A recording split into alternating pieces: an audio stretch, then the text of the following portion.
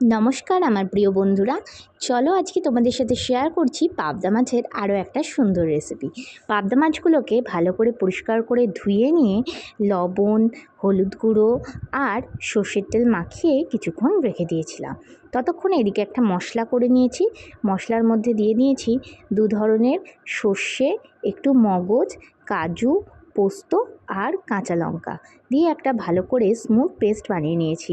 এদিকে কড়াই সর্ষের তেল গরম হতে দিয়ে খুব সাবধানে মাছগুলোকে ছেড়ে হালকা লাল করে ভেজে তুলে নিয়েছি প্রত্যেকটা মাছ। তারপর ওই তেলের মধ্যে দিয়ে দিয়েছি সামান্য পরিমাণ হলুদ গুঁড়ো, দিয়ে যে মশলাটা করে রেখেছিলাম সেই মশলার পেস্টটা দিয়ে দিয়েছি।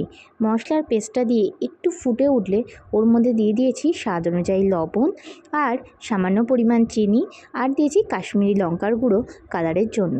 একটু ফুটিয়ে নিয়ে দিয়ে দিয়েছি জল দিয়ে ঝোলটা একটু ফুটলে ওর মধ্যে দিয়ে দিয়েছি ফ্যাটানো টক দই। টক দইটা দেওয়ার সময়তে সবসময়তে কিন্তু গ্যাসের ফ্লেমটা কমিয়ে রাখতে হবে।